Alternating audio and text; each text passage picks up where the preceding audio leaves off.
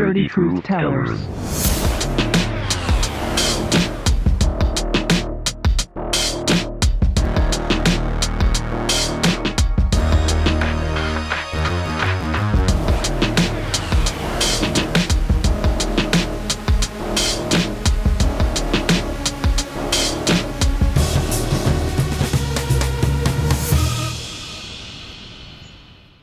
So good evening and welcome everyone. We're Epstein Hassan, the Dirty Truth Tellers, and we have been celebrating a lot the last week. Oh, partying our asses off. You know, at our age, partying is different than it was like when we met. This is like 35 years ago when we were partying.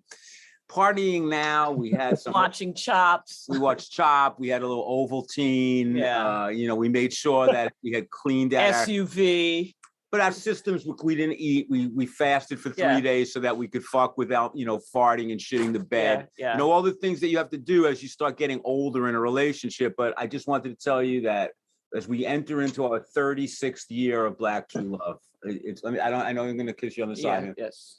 Thank you. Oh, yes. And still have the hots for you. I did give you some good. He's still my big daddy. Still big daddy. Yeah. Still loving this chick. Little interracial shit for you. Yeah. So, ladies and gentlemen, we're very excited tonight as the Dirty Truth Tellers. We've now, because of the power of Zoom, we can travel. Zoom. We can travel all around the world now. We did have a few guests a few weeks ago from Orlando, Florida. Yes. And tonight we're bringing in a guest, an old friend of ours who, we may have to have him on from time to time because I was thinking of this just a few minutes ago.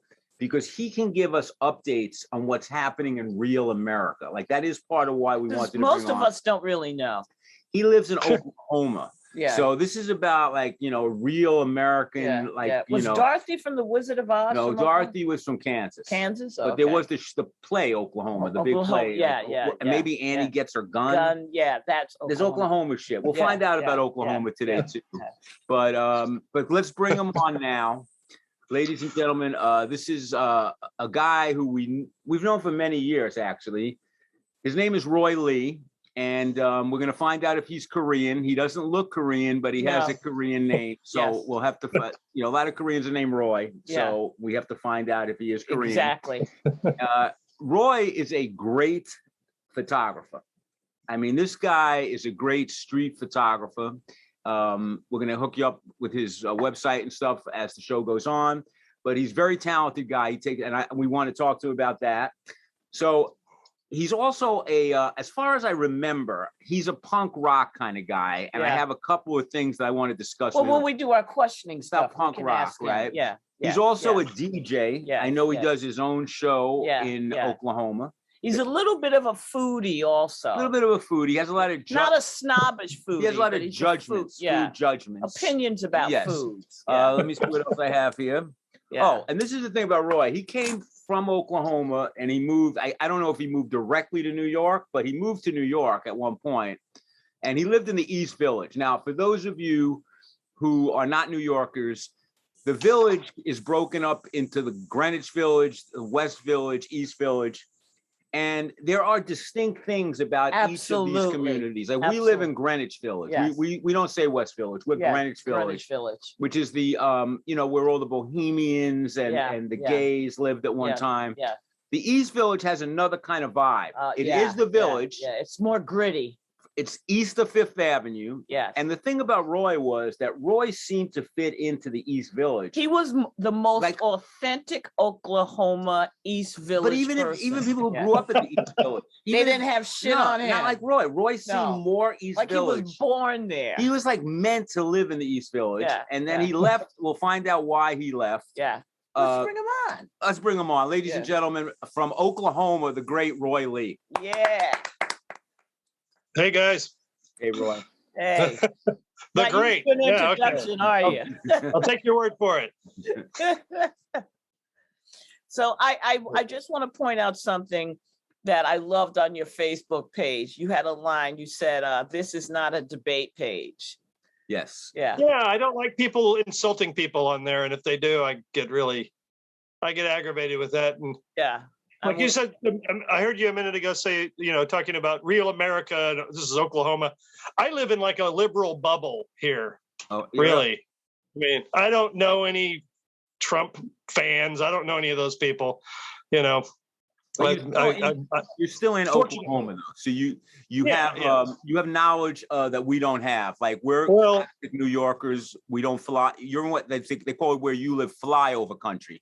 You know, basically saying that people from New York and California, we come over and we piss in the plane and it drops on you people in like Kansas, Oklahoma. And we enjoy pretty much. We love it when you do that. That's our thing, you know. But so if you were to come here. If you were to come here on a visit, I would probably want to take you to something like a gun show, just to, you know, I don't go to them. I've been to them. Do you own a gun? You know, I've had a couple of guns. I don't want any guns. Guns are for pussies, as far as I got a stun gun. My father was a farmer, and my father had guns. Well, you know, people have them for different reasons. I mean, I never wanted to deal with them. I'm not comfortable with them, and you know, to each his own. Now, I started out by introducing you, saying your name is Roy Lee. Now, Lee is a Korean name usually. Are you part Korean or? No, it's also a very popular British name. British. So let's get to what you do really great. First of all, you were supposed to say this. When we started this show, you haven't given me a chance yet. Of course, no, that was you're going to say that. No, I'm going to say it right now. The name of the show is Epstein and Hassan Go Menage Trois. Whenever we interview a single person, so you are the first male that we have introduced. So we're having a menage a trois mentally with you right now. Right now. The first few guests on the Menage a Trois show were women. So you're now representing, and I wanted to see how I would feel about that, because before this, you know, it was two women. So I was in a Menage a Trois. Now this is still all mental, you know. Yeah, I just said all of that. It's all mental. But you know, it is a Menage a Trois with Roy. And I guess I have to admit that somewhere in the back of my mind, I probably have some kind of Okie fetish. Like I've always been drawn to Oklahoma. And really? Can you spell Oklahoma? Oklahoma. Is that correct? You should sing it. Actually, there's a big comedy scene in Tulsa right now. You should come and do a show here. Really? Where are they? I know a bunch of these people. I would definitely come out there, but the COVID just kind of got us. See, this is what's happened to us. In New York, to perform, we would have to perform where people are wearing masks. Yeah. And comedy and masks are a little bit challenging. It's hard. You know, we do a lot of audience interaction, and we sort of do need to see people's faces. So hopefully at some point the COVID will end, and we'll do that. Yeah, for other theater, it works. Comedy, it's kind of like you can't see. But I'd love to come to Tulsa, do all my, you know, they love. I know you guys love Jews in Oklahoma. Like Jews are very popular there. It's like there's a couple of synagogues here. Really? Wow. Yeah, there's 2 or 3. No clue. I have no clue. I've never been to Oklahoma. No clue. I've never been to America at all. Like I've never been to Kansas. I've been on the coasts. I've been down south. That's why I want to ask you some Oklahoma-based questions. How do you feel about like interracial love? Like I said, I live in a liberal bubble. Mm-hmm. You know, I went out with a black girl when I was in high school for a minute, and I think she said something like, you know, what do your parents think? And I'm like, they don't think about that. Mm-hmm. You know, they don't. That's never been a problem in my circles. So, and you know, if your parents let you live with Mark, then they're very open-minded. You met your mom. She's very cool. You know, Mark. She is cool. I live with her now. She's 80. She's almost 84. Wow. That's great. Beautiful. She's in there hanging out with a 6-year-old in the other room right now. Wow. That's a little bit of, you know, she's a little young, though. Six is, you know, if you told me she was hanging out with a 16-year-old, I would be like, all right, Mom, go for it. That's my nephew's kid who's been hanging out quite a bit. So he's another story.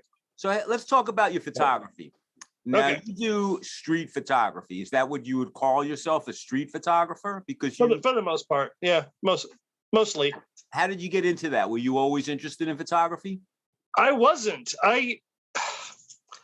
There was a time I worked in the hotel industry for 25 years. And one of the perks of that industry is that you can get deals on hotels. And I was making trips to New York pretty regularly, like twice a year for a while. And I was watching some Facebook pages. There's a guy named Pat Marino in New York, and Richard Sandler, and all these guys, and they're just doing these amazing pictures. And for some reason, I just thought I could do that. So I got a camera and went up, next trip up, I was like, I'm going to just stand out on the street and see what happens. And I've had some pretty good luck with it, and I have a lot of fun doing it. You do it great. I love your work. I love when you post your stuff on Facebook. Thanks. Actually, one of the questions I wanted to ask you was, what was the first camera you ever got? A Kodak Easy Share was the first one as a grown adult who, when I was a kid, I had a couple of cameras, but that doesn't count. But a Kodak Easy Share. I found it online for $80 and got out and started making an attempt. But I think just the easy access to go to New York for a while cheaply, which I don't have that access anymore. But that got me started, and just being able to, because when you go to New York, you want to see your friends and everything, and everybody's busy. Right. Right. Like our old friend Jim. I saw him. I saw Mark last time I was up for an hour. We're very busy people up there. But no, not really. And it's now we all sit in our apartments because of Yeah. I'll come and hang out with you guys next time then. Absolutely. Yeah. Well, we wanted you to take photos of us outdoors because you're really great at that, just catching us in some weird kind of, because you capture people, you've taken some amazing photos that are real moments. Real moments, now, not posed. Are you how do you do that? Do you walk around and just whatever comes into your vision, if you find it interesting, you take it, or do you how do you do it? Yeah, that is how I do it. I kind of wander around. I'm sneaky too. Mm-hmm. Well, that's mean, I'm almost never seen. Look at me. I'm kind of, well kept. I'm real, I blend in. You blend in well. I do remember, Roy, and I want to ask you, it was a photo of a young woman you had taken. And it was a great image. And I remember someone writing, asking, did you ask permission? And I was kind of like, well, it's not an offensive photo. It's like, well, why would he? She might have she was just walking by. Yeah. That was relatively recent. Yeah, that was recent. Because you got into that. Well, I get asked that, and legally, you don't have to ask anybody anything. If you're on the street, you're fair game for anybody. I try to be respectful to people. You got to be careful with homeless people or people who are marginalized in any way, really. Mm-hmm. I want to show respect while I'm doing it. And if someone makes fun of somebody, I don't really like that either. If I post a photo and somebody's making fun of the character in the photo, even if it's a funny picture, I don't like that, because that's not what I'm shooting for. Well, I think that you're an artist. I mean, we were talking about this as a follow-up kind of question. I'm going to go to one of your questions. Okay. As a follow-up type of question, because what you do, you're very artistic. I think I get when I look at your work, I feel that there's a message in there of humanity. I think you're very compassionate, and you're trying to show humanity. My question for you is, how do you feel now that everybody's got a phone and it can take pictures of everyone, which is sort of your art form? Yeah. And now everybody's doing your art form. Kind of like everybody can do it. Huh? Like everybody's doing a podcast now. That was how, every single comedian now has a podcast. So it no longer has the impact, to have people notice you. Right, well, everybody's got a YouTube show. So, okay. So everybody's taking photos. Yeah. So everybody's a DJ too. Yeah. Well, I mean, if they do it well, let them do it. I mean, it doesn't bother me, but. Did you have some of your work shown in Iran? I did. Yeah. That was really something. And that was because of a Facebook friend from a nature photography group. She does these paintings on rocks. She'll take a rock about this big I don't know if you can see it, but just, a small rock, and do this amazing painting on it. And her brother and sister are artists too. They're all teachers in a small town in Iran. And she did an exhibit of her paintings on rocks at a gallery there. And I just said, get me a show there. And she said, okay. It was as easy as that. Wow. And we did it. And I got a nice message back from the gallery owner. I don't know if anything sold because you can't trade money back and forth. I never even asked if they sold anything, but that was really, really fun. I mean, you're probably one of the few Western artists that's been shown in Iran. Yeah. In that little town, I'm sure. Yeah. I mean, wild, actually. Yeah. Like, we would love to go to Iran and do comedy. We would enjoy that. But, again, same thing has happened. I just was wondering, because the phones now, everybody takes pictures relentlessly. And photographers who work with regular, pre-phones, who develop their own photos and stuff like that. It's a serious art form. And now every jackass is taking pictures of everything, Well, I'm somewhere in the middle. I don't do all the film stuff. I know some film forever type guys, and I'm not. I'm very simple. My skill level is very low. It's pretty much I jump out in front of you when I see you. That's all. I think you do great, though. But it's also you capture, to me, like what I call a life moment. It's a real moment. And I was going to ask you just your opinion on this. We're so scared of what we really look like that we're photoshopping and we're doing everything. And what I love about your work is that you're able to find the beauty in like anything. And I appreciate that so much in your work. Thank you. Have you ever had someone that you took an image of them and they asked you to Photoshop it or change it? I've had people ask me to delete it. I was at the fair in Tulsa. It's a big state fair, on a midway, and I got a shot of a family walking through a midway. And the guy just came over and said, delete that, okay? I said, okay, I'm not going to fight. Who's the one guy? Bruce Gilden, you know him? Yeah. He's the street photographer. He's the one he's been around since the 70s, and he's kind of a jerk. He gets up in people's faces. He's a New York guy, and he gets up in your face with a flash. Oh. And if someone were to say delete it, he'd say no. It's like, no, I'm taking, ha, and it's like, I couldn't do that. I'm not going to argue with anybody.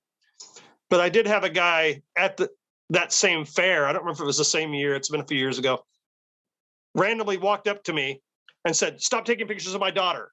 And I was like, let's go through my photos and see if I've done that, which I hadn't. And I kind of went off on the guy. I was like, because he thought I was doing something else. Yeah, well, he thought you were a molester. Yeah. I'm like, here's my website. Here's what I do. I'm known for what I'm, I kind of said, let's call the cops over and we'll go through every picture on here right now. And then he backed off. But that really made me feel bad that I just gotten there, and that kind of ruined my day. So, but stuff like that doesn't happen very much. I mean, I had a little old lady kind of give me a smile, when I got a picture of her in New York. I don't really do street photography in Tulsa very much because, you're the one guy on the block with a camera. Right. Everybody sees you. New York is much better for that. A big city is the place to be for that. But plus, New York is a great place to photograph anyway. There's just something about the grime of New York, like the grit. I mean, you'll see a gorgeous building and a homeless person. It's just very well. He's got a lot of that. He does a lot of that stuff. Yeah. Now, did you grow up? Do you consider yourself a voyeur? I don't know if I'd use that. Okay. I don't know. I always wonder about technically, technically, I guess so. Because the world is filled with exhibitionists and voyeurs. And, performers like us, we're exhibitionists. I mean, it doesn't necessarily mean it has to occasionally I do flash on the subway just because I'm old school. You don't flash. I'm old school. I don't want to flash. He wears a coat in the house. I don't want to flash, now sending your photo on the phone to strange women. No, when I flash, I want you there. I want a response. I want laughs. I want the whole thing. Well, if you were to just be on the subway one day and somebody got a picture of you and you're like, making a face or something, and something you didn't like, or you saw it online. If you're like scrolling your Instagram and you saw a picture of yourself, what would you be upset, or would you be thrilled? Or today, Roy, everybody has a camera out when you go to a show. The way things are now, it's really like you can't experience it unless you see it, not live, but on something. We don't. When you go to a concert or a ball game now, everybody is recording it, not watching the event. They can't. To them, it's not real until you see it on the screen. I had a hard time with that when we were doing comedy. But in terms of me, I don't care if you take my picture. As you can tell, I don't really care about. I'm not that concerned. I mean, aging, all those things. I just look at it that's life. Like. Yeah, I'm not going to do plastic surgery. I'm not going to do any. If I was in a car accident, my face got fucked up, I would definitely do plastic surgery. But I'm not going to do it just to look a few years younger. I'm an older guy, but I always wonder about photographers, film directors, if it's a voyeuristic thing. Now, you did say you were kind of sneaky. So, I'm going to ask you a direct question. When you were young, did you ever look in people's windows and, like a peeping Tom kind of thing? Absolutely not. Absolutely. All right. I need See, I love windows. I love looking in. I do. You want Roy looking in our window, taking photos of you? Second floor, Roy. It's a little dangerous. Actually, there was a court case over this. I can't remember the name of the artist, but he was in New York. It was in a gallery. And this guy did a whole gallery show of pictures into people's windows. Wow. And he won the court case because, hey, your curtains are open. Yeah. That was the argument, and he won. And that's been 5 or 6 years ago. Yeah. A lot of it ties into privacy because, when you're walking around New York now, you are always on camera.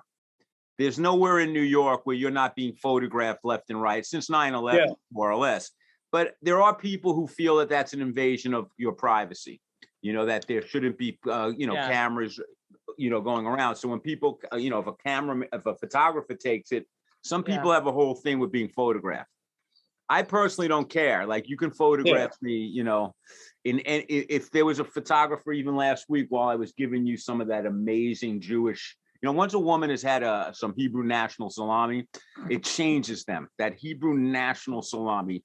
She just screams and she puts, what she does wrong though? She'll put mayo on a hot dog. And that's not kosher. I have to stay, I'm a very orthodox. I grew up, I ate mayo and ketchup. Roy, what are you working on now? I don't have it. I'm doing these radio shows right now. There's nobody to take pictures of. Nobody's doing anything. And I mean, I could go out in nature and take pictures of birds or something, which I'll do every now and then just to keep some chops going. But I'm doing a couple of radio shows, and those are a lot of fun. There's an art space. Is that a punk rock show that you do? Oh, no, not at all. There's I leave that to the kids. There's an art space here called OK1. And this guy came to town with something called the Tulsa Artist Fellowship, which is short version is a billionaire giving away money to artists to come and live here and create here. And some people like it. Some people feel like they're taking something away from them at the same time. Some people love it. Some people don't. Anyway, this fella came to town with that from Los Angeles, I think. And then he left it. But he opened this art space, and he's got a little radio station. And we were illegally broadcasting for a while, but we're just on the internet now. And I do a show of medieval music because I knew none of the other kids were going to do that. And I do another one. It's a lot of fun, like, ancient classical stuff. Safe bet, though. Safe bet. Cool. Yeah, well, they got like the industrial noise guy, the disco guy, the trans girl that plays hyper pop. They got a little bit of everybody. And I was like, well, what's something that nobody else is going to want to fuck with? Medieval music. I listen to stuff like that all the time. So I'm doing that. And I also do one with my friend Carl, who's a cartoonist who's still in the Tulsa Artist Fellowship. You should interview him. Him and his wife are both brilliant cartoonists. They're from Pittsburgh. We should. We like to do couples. Yeah. Yeah. Oh, yeah. They're a good one. You should do that. Anyway, I do a show with him, called the Two Fools Show, and we play old radio shows from the 30s and 40s. Oh, wow. Oh, I love that. And we comment on them, and you know, you gotta vet this stuff for racism before you play it. You know, you got to be real careful because it's from the 40s. You know, so you got to make sure, you know, that nothing's wrong.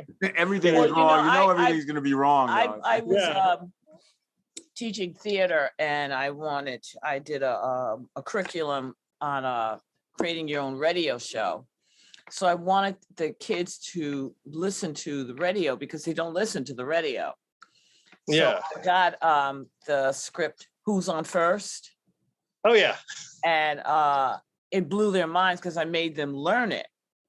And, you know, I don't know, I'll send it to you, but there's a website that has all of the radio shows that, because, you know, Betty White started out on the radio. We did a show of Betty White.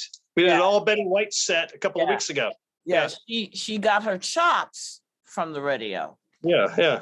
I was a huge radio fan, like not, you know, from the 70s, like when what they used to call freeform radio, when you would play like a DJ, mainly rock music or jazz music, but it was not the way they do it now, like the on WNEW FM in New York. Yeah, it was not corporate, like a playlist. Or like WFMU, those kind of,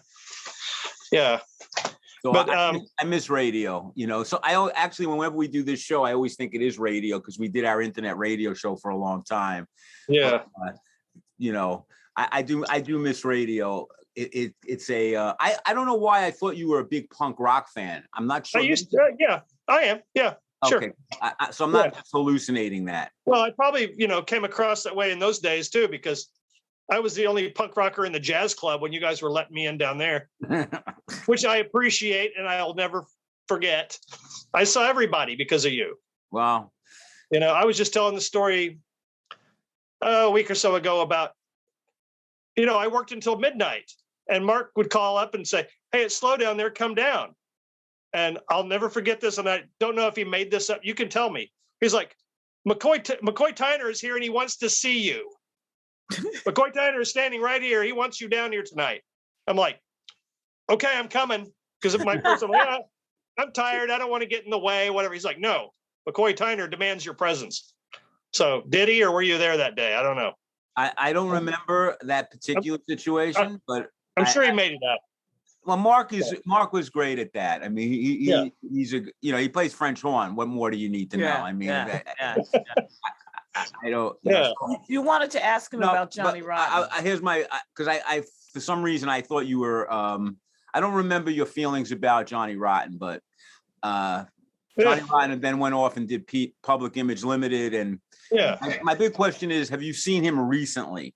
Yeah, he's like a Trump. He's a buddy of Donald Trump. Fan. He lives in Venice Beach, and he's like brutal to the homeless people that live there. And I didn't hear that part. Man, this like, what happened to? And he's disgusting. Like his health, he looks really unhealthy. Yeah. And, how did I was just wondering your thoughts. How did somebody go from being a punk to a fascist, or are punks always fascists? No, they're not. No, well, they're not supposed to be. I guess when you get older, I don't know. People get old. I don't know. I don't know. I think part of that's probably him just trying to be shocking, too. It's like, I'm 60. What is he? He's in his 60s. He's 70 years old. I just turned 60. I'm not trying to shock anybody. No. That was part of my thing. I gotta let my dog in. Hang on just a second. Right. You're gonna meet one of the dogs. All right, come on. I heard that. I didn't know what that was. This is Pinky. Hey, Pinky. Hey, if I can get her over here. Come on. Get up here. All right. She doesn't want to be on camera. No, she's one of those. She has a young. Here. She's a chubby little one. Yeah. I wouldn't say you calling her chubby. Okay. Yeah. You don't care. She's fat shaming. Look at this. Fat shaming. No. Yeah. Okay, so I want to ask you some lightning rod questions and whatever comes to your mind fast. Okay. Do it. Okay. Twilight Zone or Alfred Hitchcock? Twilight Zone. Flintstones or Jetsons? Jetsons. Lost in Space or Star Trek? Star Trek all the way. If you haven't seen Discovery, which is the newest one, Yeah, I watch haven't it. seen it. It's awesome. It outrages bigots. It's great. They got the black woman who's in charge of the whole thing. They got gay people. They got non-binary people kissing. It's great. It outrages bigots, which is what Star Trek is supposed to do. Is binary the word that I heard today? Yes. Okay, because today I had to do something for this job I'm doing where I had to watch a sexual harassment. New York City has sexual harassment laws, and you have to do it for this job. And so they were describing this, like cis women and cis men, transgender, those type of the terminology that they use. And then there's binary people who don't identify either as male or female. Right. Yeah. So that I found kind of odd. Like I could understand the other stuff, but how do you feel like that? You're a 60-year-old, like I'm over 60 now. So to me, the only thing is I'm happy if I can take a piss that has a full stream. If I can get a whole stream out without drip, drip, drip and being in there for half an hour, I'm really happy. These are the things that make me happy now. Taking a full stream, not, farting during sex. These are the things that I'm now as an older guy that I'm focusing on with great pride. Yeah. But the whole, binary thing, how does that go over in Oklahoma? Do you have like around here in my little bubble, it's very accepted. There's, I go down to the donut living shop. in the Greenwich Village of Oklahoma over there. Kind of. Yeah. In my little world. That's cool. It's good to know that's there, because so many of our communities that we're in are closing in and becoming less and less. So that's really good. Was your mom a hippie? No, they were after hippies, or they were before hippies. Okay, so she would have been like that maybe if she'd been 5 years younger. Okay. I love whenever you put up a million photos of your mom doing things, by the way. On Mother's Day. Yeah, that's my hilarious. I like that. That's a Roy Lee. Yeah. Roy Lee it bonds me with my mom. Makes me it's really great. Okay, let me ask you. Okay, I didn't want to distract you, but I just wanted to say about Star Trek Discovery. Okay. That's one thing I do with my mother. We watch through the pandemic. We watched like the entire canon of Star Treks. Like all of them. That was me and Law and Order. I had never seen Law and Order in my life. And now Law and Order is on like 24 hours a day in New York. Oh, yeah. Literally. And I've now seen, and now I'm like addicted to it. Even though I hate shows like that, but the pandemic weakened me. I want to play a dead body on there. Can you hook me up? I probably can do that. Actually, last trip to New York, I photographed. They took over the park near my hotel. Really? And I got pictures. I got pictures of Ice-T. Yeah. Wow. It was fun. Olivia Benson has like 5 faces that she does. She has 5 faces, and that's it. That's He's her whole. Obsessed. I'm obsessed. Like she doesn't have this woman. Like is become. She was who's her mother? Very famous mother. Jane Mansfield. Yeah. That was her mom. The actress that plays Olivia Benson. Yeah. That was Jane Mansfield's daughter. Okay, let's finish. Okay. Carry on. Okay. White Castle or Joe's Pizza in Greenwich Village? What was the first one? White Castle. I've been to White Castle in Ohio one time, and it made me not feel very good. Yeah. And I don't know that I've ever been to Joe's Pizza, so really, I'm gonna have to go with Joe's Pizza. Well, you're really East Village because Joe's Pizza is kind of famous pizza. And did you go to John's Pizza? I don't know. Where'd you eat pizza in the East Village? We used to go to the place on Avenue A, Mozzarella's. I had a cat. A cat that would walk across your pizza when you're sitting there eating. Okay. That's my. That's nice. I like that. I enjoy that. Yeah. Pizza or tacos? Tacos. I live in Oklahoma. Okay. A bodega or Balducci's? Bodega. This is all I need, Okay. Balducci's. I don't even know if I've ever been to Balducci. Where was that? That was also in the village. Famous. That's like an old school, it's like really great Italian, Italian cold cuts, fish, stuff like that, like calamari, squingili, you know, the good Italian shit. Yeah. See, I used to go to Katz's and I would bring home a salami from Katz's. Yes. And at some point I'm like, this is too expensive and I never eat the whole thing.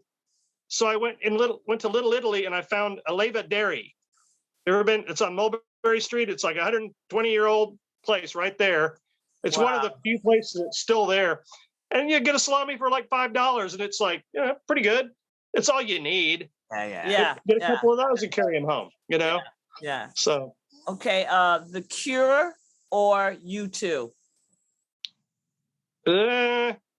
Both of those. Yeah. Probably The Cure. The Cure. I just, the U2 is kind of tedious. I'd say the underdog. I go with the underdog, The Cure. The Cure. Okay. Just because they're the underdog. I don't really care about either one of them. Did you ever watch cooking shows? I watched that one on Bravo for a little while where they're competing. Chops. No, it's the other one. Top Chef. Top Chef. Oh, Top Chef. Okay. I watched that a few times. Yeah. Do you know Anthony Bourdain? Yeah. Do you know the one Andrew Zimmerman? That's the guy that eats bugs and shit. Yeah. Yeah. If you had to live with either one, which would you choose? Well, the bug eating guy is probably a little friendlier. Yeah. But he eats bugs. I'll go with the bug eater. Bourdain killed himself. And you don't want your roommate to kill himself. Like, you he wanted to walk edgy. in and see Mark hanging off the ceiling, that would have stayed in your mind for many years. Like, didn't you have another roommate too? You guys, there was another guy, a musician. Was that pre you or post you that lived? That might have been after me. Okay. Oh, I had a really, here's a good one for you. Do you remember the stories of Desmond, the next roommate after me?